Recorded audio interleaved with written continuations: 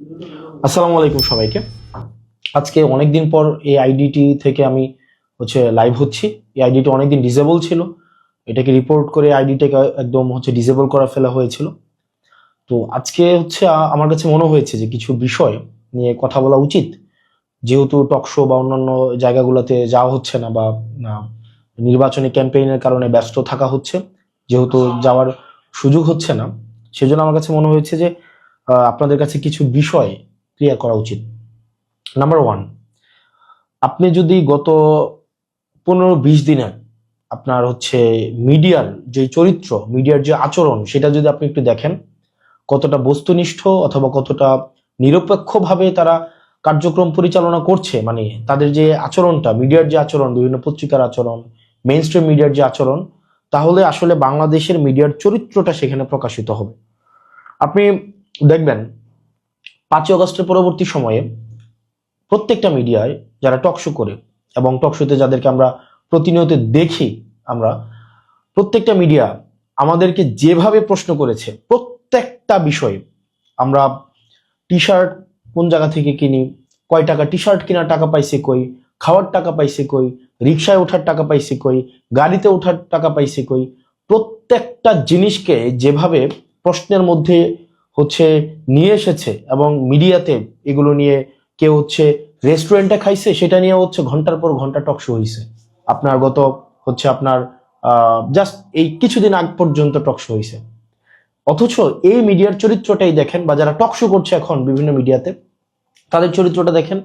গত 15-20 দিন ধরে আপনি দেখবেন না যে তাদের এই এই আলাপগুলো এখন আর টক শোতে আছে।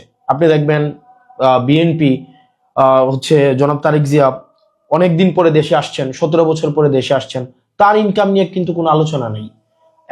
এতদিন পরে উনি এসে আপনার উনার অর্থ কিভাবে সংস্থান হচ্ছে, উনার জীবন নির্বাহ কিভাবে হচ্ছে, উনি কিভাবে এত বড় শোডাউন দিচ্ছেন, উনার নিরাপত্তার যে অর্থ সেটা কোন জায়গা থেকে সংগ্রহ করা হচ্ছে, এই বিষয়গুলো কিন্তু নিয়ে কেউ প্রশ্ন করছে না। একজনও না, আপনি একটা ব্যক্তিকেও আপনি দেখবেন না সেগুলো নিয়ে প্রশ্ন করতে।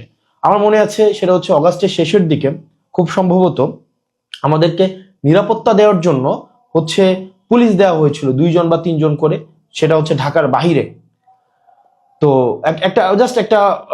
একটা প্রোগ্রামে কোন একটা জায়গায়, তখন এই টকশোজীবীদের আমরা দেখেছি যে যে আপনার কি পরিমাণ উৎসাহ প্রকাশ করতে, যে রাষ্ট্রীয় অর্থ খরচ করে এভাবে নিরাপত্তা দেওয়া, বা এই অর্থ কেন সরকার বহন করবে। ঠিক এখন এই প্রশ্নটাই, যখন আপনার নিরপেক্ষতা কখন প্রশ্নবিদ্ধ হয়, যখন আপনার প্রশ্ন করার ক্ষমতা ব্যক্তি, স্থান, কাল বেঁধে পরিবর্তন হয়ে যায়।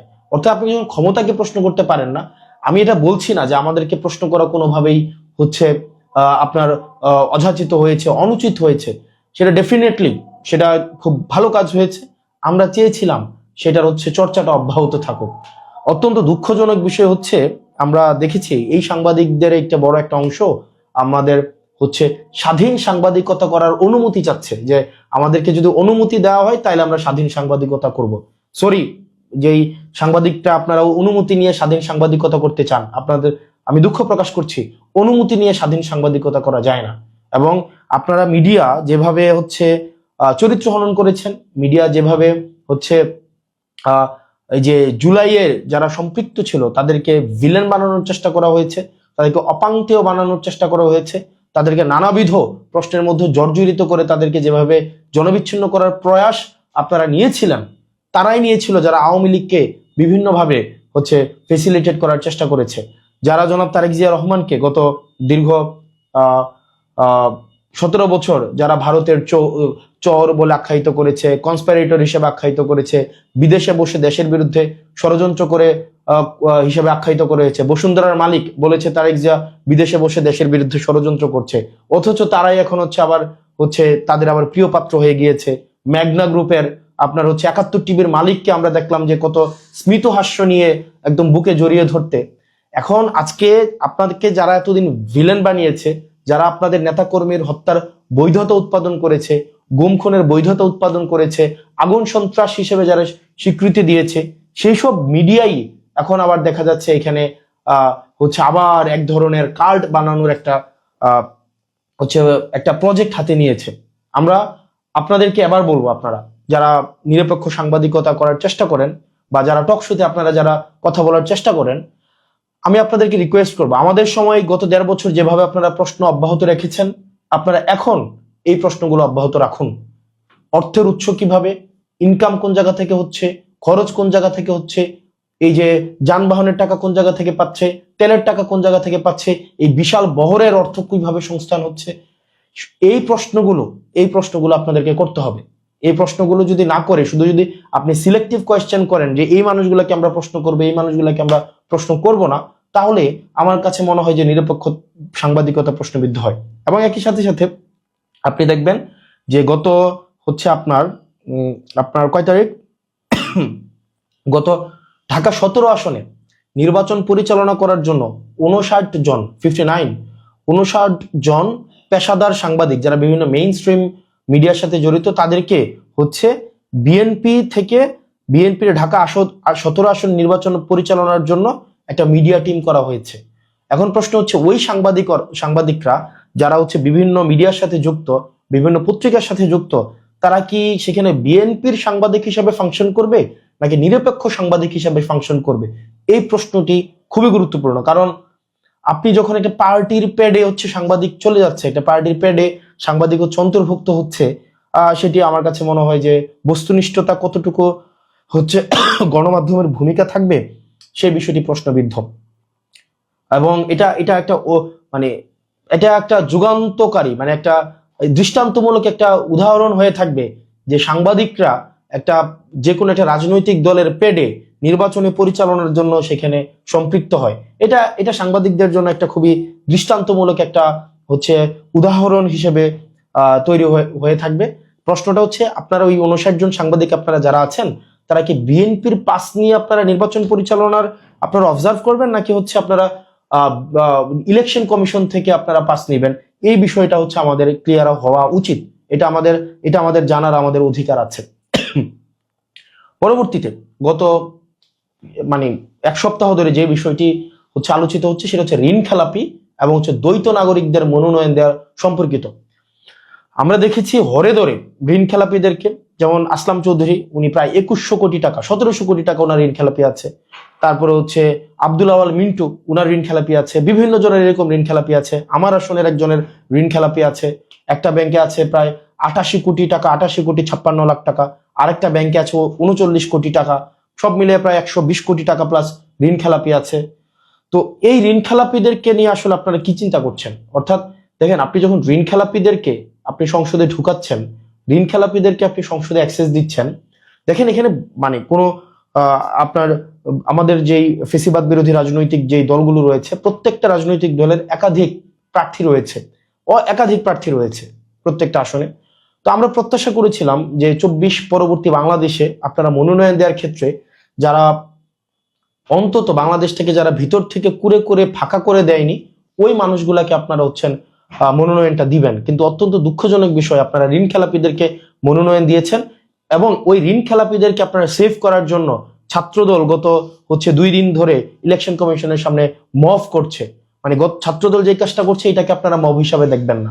ছাত্রদল যেটা করছে এটাকে ঋণ খেলাপিদেরকে সেভ করার জন্য তারা এই কাজটা করছে। ঋণ খেলাপি এবং ঋণ খেলাপিরা এরা কি করবে? ওদের কাছ থেকে ওরা সংসদে যাবে, সংসদে গিয়ে ওরা আইন প্রণয়ন করবে। কাদের বাঁচানোর জন্য আইন প্রণয়ন করবে? ওরা নিজেদেরকে বাঁচানোর জন্য আইন প্রণয়ন করবে। অর্থাৎ ব্যাপারটা হয়ে গিয়েছে এমন যে আমরা শিয়ালকে মুরগির নিরাপত্তার দায়িত্ব দিচ্ছি, যিনি চুরি করছেন তাকে আবার আমরা দায়িত্ব দিচ্ছি যেন চোর ধরে। এটা প্র্যাকটিক্যাল, এটা কোনোদিনও পসিবল না। আমরা যতদিন না পর্যন্ত এই ঋণ খেলাপিদেরকে আমরা আইনের আওতায় নিয়ে না আসতে পারবো, ঋণ খেলাপিদেরকে আপনি আইন বানানোর দায়িত্ব তো আপনি কোনোভাবেই দিতে পারেন না। আমাদের বাংলাদেশটার এই যে একটা ইমব্যালেন্স অফ পাওয়ার তৈরি হয়েছে, এটার কারণ হচ্ছে যারা পলিসি মেক করেছে এবং যারা পলিসি থেকে বেনিফিটেড হয়েছে তারা একটা জনগোষ্ঠী হয়ে গিয়েছে। পাওয়ার এবং এখানে বিউরোক্রেসি, তারপর বিজনেসম্যান এবং আইন প্রণেতা যখন একসাথে হয়ে গিয়েছে, তখন এখান থেকে ফেসিবাদের এখান থেকেই উৎপত্তি শুরু হয়েছে। আপনি দেখেন, যিনি ঋণ খেলাপি আপনি তাকেই সংসদে পাঠাচ্ছেন আইন বানানোর জন্য। এটা প্রত্যেকটা রাজনৈতিক দলের কাছ থেকে এই বিষয়ে একটা আপনাদের নীতিমালা হওয়া উচিত ছিল যে আপনারা খেলাপিদেরকে আপনারা সংসদে দেখতে চান না। এবং এই ঋণ খেলাপিরা দেশটাকে আপনি চিন্তা করেন, 17 বছর 20 বছর 25 বছর তারা ঋণ দেয় না, কিন্তু বিলাসী জীবনযাপন করে। এই ঋণের টাকাটা ঋণের টাকাটা কি ব্যাংকের টাকা? এটা আপনার আমার জনগণের, এটা হচ্ছে টাকা। আপনারা দেখেছেন যে এই টাকাগুলা তারা হচ্ছে এই ঋণ খেলাপিরা বিদেশে পাচার করে।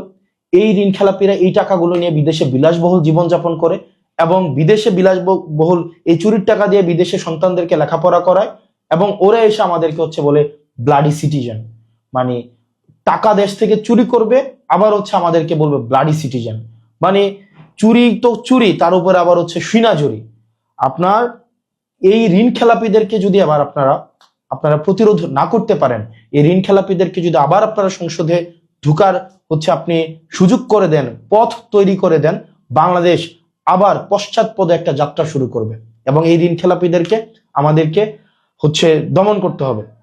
আপনি যারা জনগণ থেকে ঋণ নিয়ে সেই ঋণের টাকা পরিশোধ করে না, যারা একটা নির্বাচনকে স্রেফ তাদের ঋণ পরিশোধ করার উপরটা উপলক্ষ হিসাবে নেয়, এই ধরনের জনপ্রতিনিধি আমরা বাংলাদেশে দেখতে চাই না। প্রত্যেকটা ঋণ খেলাপি যারা জনগণের থেকে টাকা নিয়ে এই টাকাটা ব্যাংকে কখনোই ফেরত দেননি। আপনারা হচ্ছেন ক্লাসিফাইড লোন হয়েছে আপনাদের, রিটার্ন অফ লোন হয়েছে আপনাদের জনগণের সামনে আপনাদের প্রতিনিধি হওয়ার কোনো ধরনের যোগ্যতা আপনাদের নাই। মানে ইটস ভেরি সিম্পল ইকুয়েশন। আপনি টাকাই দিচ্ছেন না, আপনি জনগণের টাকা মেরে দিচ্ছেন, আবার আপনি সংসদে যাবেন জনসেবা করতে। মানে এটা বাই কনফ্লিক্ট অফ ইন্টারেস্ট। একটা লোকের যখন 150 কোটি টাকা ঋণ থাকে, 1500 কোটি টাকা ঋণ থাকে, সে যখন আইন প্রণয়ন করতে যাবেন, সে কখনোই ঋণ খেলাপিদের প্রতি স্ট্রিক্ট সে কখনোই আইন প্রণয়ন করবে না। নেভার। আপনি লিখে রাখেন, এই ঋণ খেলাপিরা কখনোই ঋণ খেলাপিদের ধরার জন্য কখনোই স্ট্রিক্ট কোনো আইন প্রণয়ন কখনোই করবে না, কোনো অর্থনৈতিক পরিকল্পনাই নিবে না, যাতে করে ঋণ খেলাপিরা তাদের ঋণ হচ্ছে যথাযথভাবে পরিশোধ করতে পারে। এই ঋণ খেলাপিদেরকে জনগণ অবশ্যই বর্জন করতে হবে। এবং এই ঋণ খেলাপিদেরকে নিয়ে যখন কথা বললো, দ্বৈত নাগরিকদেরকে নিয়ে যখন কথা বললো, আমার সহযোদ্ধা আসিফ মাহমুদকে বিভিন্নভাবে অনলাইনে হেনস্থা করা হচ্ছে, আপনার বিভিন্নভাবে বিভিন্ন রাজনৈতিক দল থেকে হেনস্থা করা হচ্ছে। আপনারা আমাদেরকে কমেন্ট সেকশনে, আমি আজকে পর্যন্ত এই মুহূর্ত পর্যন্ত আমি কখনোই কমেন্ট সেকশন অফ করি নাই, নেভার, কখনোই কমেন্ট সেকশন অফ করি নাই। এটা আমার সহনশীলতা এবং পরমত সহিষ্ণুতার পরিচয়। আজকে পর্যন্ত আপনি আমাকে যত গালি দিয়েছেন, এখানে প্রত্যেক দিন আপনারা যত ইচ্ছা আমাকে গালি দিতে পেরেছেন, আমি কখনোই সেটা রিপ্লাইও করি নাই, এবং সেটাকে আমি কখনো ব্লকও করি নাই, এবং আমি আমার কমেন্ট সেকশনকে কখনোই আমি অফও করি নাই। আমি সেই পরমত সহিষ্ণুতা আপনাদেরকে দেখিয়েছি। আপনি যত ইচ্ছা গালি দিতে পারেন, আপনি যত ইচ্ছা আমাকে যা ইচ্ছা নেতিবাচক বলতে পারেন, কিন্তু দিন শেষে যেটা সত্য, সেই সত্যটা আমরা বলবোই। কারণ বাংলাদেশের কেউ আমাদের কাছে 100 টাকাও আমাদের কাছে পাবে না। কেউ বলতে পারবে না যে আমাদের কাছে 100 টাকা ঋণ পায়। কেউ বলতে পারবে না যে আমরা কারো কাছ থেকে হচ্ছে জনগণের টাকা মেরে দিয়েছি। একজনও বলতে পারবে না। যারা জনগণের টাকা মেরে দিয়েছে, যারা জনগণের টাকা দিয়ে বিদেশে বিলাসী জীবনযাপন করে, তাদের সন্তানদেরকে নিরাপদে জনগণের টাকা দিয়ে বিদেশে পড়াশোনা করায়, তারা দেশে এসে আবার হচ্ছে এখানে জমিদারি খাটাবে, এই বাংলাদেশ আমরা আর দেখতে চাই না। নেভার। এই বাংলাদেশ আমরা কখনোই দেখতে চাই না। ঋণ খেলাপিদেরকে কোনোভাবেই আমরা সংসদে আবার ঢুকতে দিব না। নেভার, কোনোভাবেই আমরা সংসদে ঢুকতে দিব না। যারা মানে লজ্জা হওয়া উচিত, এটা লজ্জা হওয়া উচিত। মানে যারা ঋণ খেলাপি, আপনি ভাই জনগণের টাকা দিচ্ছেন না, আপনি আবার হচ্ছে সংসদে যায় জনসেবা করবেন, আপনার তো লজ্জা থাকা উচিত। পরবর্তীতে হচ্ছে এবং সরকারকে, অন্তর্বর্তীকালীন সরকারকে এবং হচ্ছে নির্বাচন কমিশনকে এবং হচ্ছে আদালতকে এই বিষয়ে কঠোর ভূমিকা আপনাদেরকে পালন করতে হবে। কঠোর ভূমিকা পালন করতে হবে যে ঋণ খেলাপিরা যেন কোনোভাবেই আইন কানুনের ফাঁকফোকর দিয়ে কোনোভাবেই সংসদে না যেতে পারে। আপনার নির্বাচন একটা অযোগ্য একজন ব্যক্তি, যার টাকা নাই, অর্থ নাই, যে হচ্ছে জনগণের কাছে যে হচ্ছে দায়বদ্ধ, সে আসছে জনসভা করতে আমাদের। পরবর্তীতে হচ্ছে আমাদের যে যারা গতকাল আন্দোলনের মধ্য দিয়ে আপনারা সাস্টের নির্বাচনটাকে আপনারা পিছাই দিলেন, মানে এর থেকে বাজে ডিসগ্রেসফুল একটা এক্সাম্পল এই ছাত্রদল যে কাজটা করেছে, বিএনপি থেকে যে কাজটা করা হয়েছে, এর থেকে বাজে উদাহরণ আর কোনোভাবে আর তৈরি হয় না। আপনারা এই নির্বাচনকে ক্রমশ আপনাদের নির্বাচনে ভরাডুবি হয়েছে, ছাত্রদলের হয়েছে, ছাত্র শক্তির হয়েছে, কিন্তু জনগণ বা শিক্ষার্থীরা যাদেরকে বেছে নিয়েছে তারাই শিক্ষার্থীদেরকে প্রতিনিধিত্ব করবে, সিম্পল। এবং শিক্ষার্থীদেরকে আপনাদের ভোট বঞ্চিত করার কোনো অধিকার আপনাদেরকে নেই। আপনারা এই নির্বাচন কমিশনের সামনে আপনারা হচ্ছে একটা মব ক্রিয়েট করেছেন according to your language, according to the language you are constantly using যে মব। আপনারা গণতান্ত্রিক আন্দোলনকে বা আপনাদের এই আন্দোলনগুলোকে আপনারা হচ্ছে মব বলে আপনারা সবসময় বলেন। তো আপনাদের মবের ভাষায় আপনারা গত 2 দিন ধরে মব করলেন, মব করে হচ্ছে আপনারা আপনারা নির্বাচনটাকে হচ্ছে আপনারা বন্ধ করে দিলেন। শাস্ত্রের শিক্ষার্থীরা যাদের গার্ডস আছে, যারা হচ্ছে সত্যের পক্ষে থেকে আমরা বিশ্বাস করি, তারা রাস্তায় নেমে আসবে এবং নির্বাচনটা যেন হয় সেই ব্যবস্থা তারা নিশ্চয়ই করবে।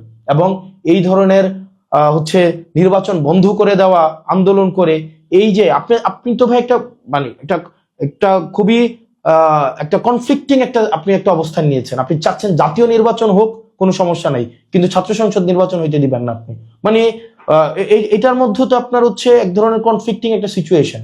আপনি ছাত্র সংসদ নির্বাচনটা যে বন্ধ করে দিলেন, এটা খুব একটা বাজে উদাহরণ সৃষ্টি হয়েছে। এবং আমরা বলতে চাই, শেষ করে দিচ্ছি, মিডিয়াকে আমরা নিরপেক্ষ ভূমিকা আমরা দেখতে চাই।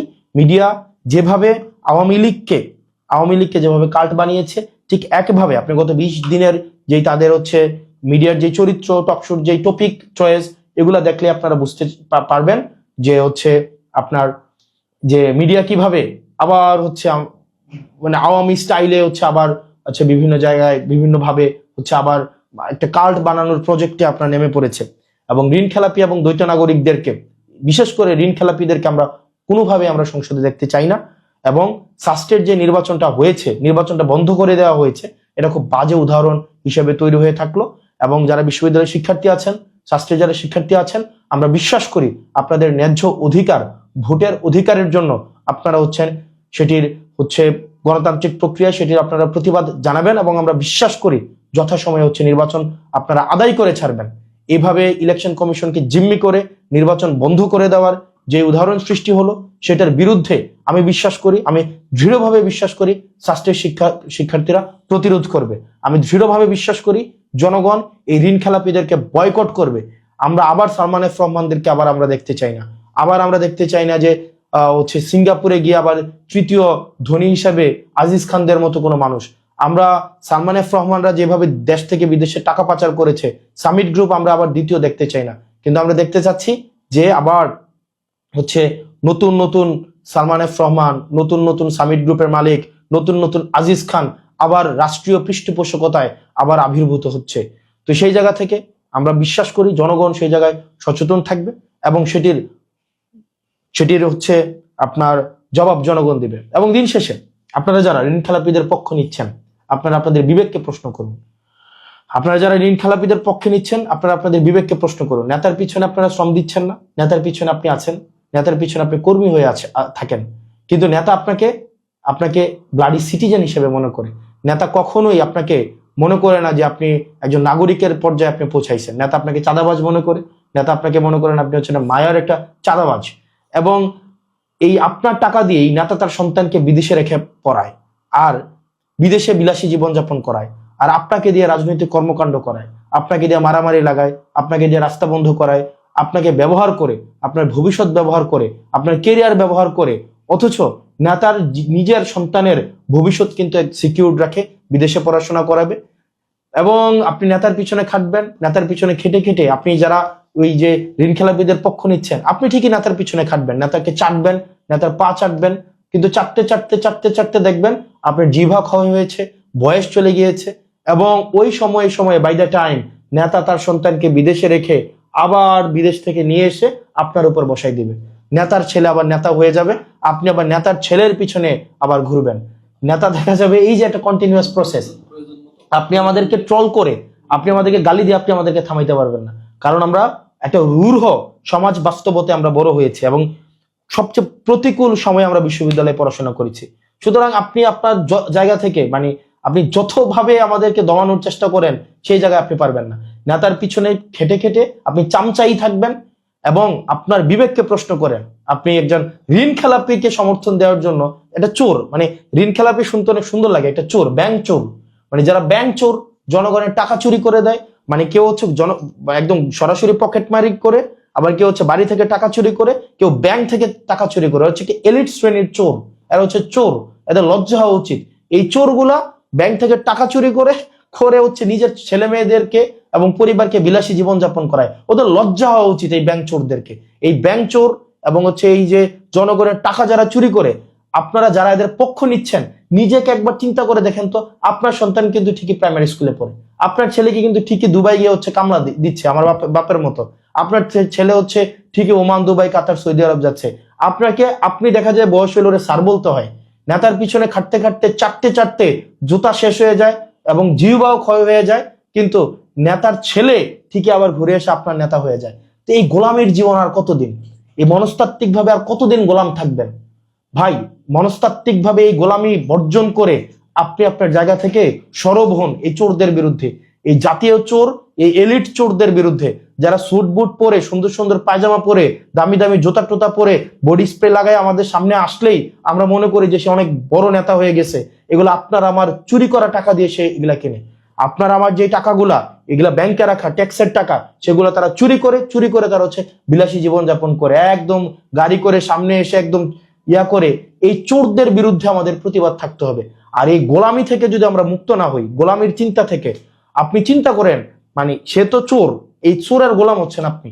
মানে আমরা যখন এই এই ঋণ খেলাপিদের পক্ষে অবস্থান নেই, একবার চিন্তা হয় না, এই টাকাগুলা দিয়েই কিন্তু আপনার সন্তানের চিকিৎসা নিশ্চিত হইতো, এই টাকাগুলাই দিয়েই কিন্তু আপনার সন্তানের শিক্ষা ব্যবস্থা নিশ্চিত হইতো, এই টাকাগুলাই দিয়েই কিন্তু আপনার অবকাঠামো নিশ্চিত হইতো। কিন্তু এই টাকাগুলাই হচ্ছে ওরা বিদেশে পাচার করে ওরা হচ্ছে আপনার বেগম পাড়া বানাইছে। আপনার নেতাকে কখনোই কষ্ট করে কম দামি জামা কাপড় পরে, কখনো বিলাসবহুল জীবনযাপন করে ছুটিতে যায় থাইল্যান্ড, অস্ট্রেলিয়া, সিঙ্গাপুর, ঠিকই কিন্তু ছুটিতে ওখানে বেড়াইতে যায়। কিন্তু আপনি দেখেন, আপনার যেই কপাল, এই কপালই থাকে গোলামের কপাল। এই কারণে জাতি হিসাবে যদি মন থেকে আপনি গোলামি মুক্ত না হইতে পারেন, আপনার গোলামি যদি বিসর্জন দিতে না পারেন, আর নেতাকে এভাবে চাটতেই থাকেন, নেতার পিছনে যদি এভাবে খাটতেই থাকেন, এবং নেতাকে এই চোরের পিছনে, যারা চোর আছে কিছু, এই ঋণ খেলাপি চোর, বড় বড় চোর, এই চোরের পিছনে যদি যান জীবন দিয়ে দেন, এটা হচ্ছে আপনার মনস্তাত্ত্বিক গোলামি। এবং এটা গোলামির জীবন 100 বছর বাঁচার থেকে একদম নিজের মতো করে আত্মবিশ্বাসের সাথে 1 মিনিট বাঁচা বেশি সম্মানের। গোলামের পিছনে, চোরের পিছনে, ঋণ খেলাপিদের পিছনে 100 বছর গোলাম হয়ে বাঁচার থেকে আত্মবিশ্বাসের থাকে নিজের ইনকাম করা 100 টাকার উপরে বেঁচে থাকা, 1 মিনিট বেঁচে থাকা অনেক বেশি সম্মানের। তো জাতি হিসাবে যদি গোলাম না হইতে চান, এই চোরের পিছনে শ্রম দিতে না চান, এই ঋণ খেলাপি চোর, ব্যাংক চোরদের বিরুদ্ধে আপনারা অবস্থান নেন। ইনশাল্লাহ আমরা, জনগণ যাকে ভোট দিয়ে নির্বাচিত করুক না কেন, আমরা ঋণ খেলাপিদের জন্য পরবর্তী বাংলাদেশ আমরা হারাম করে দিব। বাংলাদেশ আর সালমান এফ রহমান হইতে আমরা দিব না। বাংলাদেশকে আজিজ খানদের হাতে আর তুলে দেওয়া হবে না। নতুন করে যারা আব্দুল আওয়াল মিন্টুদের মতো এলিট ব্রিডরা এসে আমাদেরকে যারা হচ্ছে আবার ওইখানে হচ্ছে আপনারা হচ্ছেন বর্জ্য, আমরা হচ্ছে প্রলেতারিয়েত, এইভাবে আপনি দৃষ্টিকোণ থেকে দেখবেন, আপনাদের হাতে আর বাংলাদেশ তুলে দেওয়া হবে না। সুতরাং এই ঋণ খেলাপি চোর, এই ব্যাংক চোরদের, ব্যাংক ডাকাতদেরকে আপনারা হচ্ছেন প্রত্যাখ্যান করেন, আর গোলামের মানসিকতা বাদ দেন। গোলাম মানসিকভাবে আপনারা গোলামির মানসিকতা বাদ দিতে হবে। ভাই, নিজের পকেটের 100 টাকা দিয়ে একটা খারাপ বাজার করে খাওয়া অনেক বেশি সম্মানের, অনেক বেশি সম্মানের।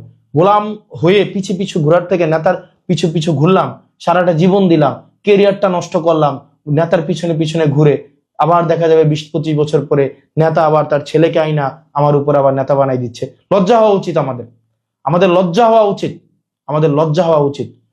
ভালো থাকেন, সুস্থ থাকেন। আর মিডিয়া আপনারা হচ্ছেন দেখে ইতিহাস বিচার করে, ইতিহাস সময় টেলিভিশনকে বিচার করেছে, 71 টেলিভিশনকে বিচার করেছে, ইতিহাস হচ্ছে বিভিন্ন টেলিভিশনকে বিচার করেছে, বিভিন্ন সাংবাদিকদেরকে বিচার করেছে। সমস্যা নাই, আপনারা হচ্ছে আবার সেটেল করে, আবার ব্যাকডোর হচ্ছে কম্প্রোমাইজ করে হয়তো আবার যার জায়গায় হয়তো ফেরত গিয়েছেন, যাচ্ছেন, এগুলো কিচ্ছু আসে যায় না, কিন্তু ইতিহাসের দায় থেকে কেউ মুক্ত হবেন না।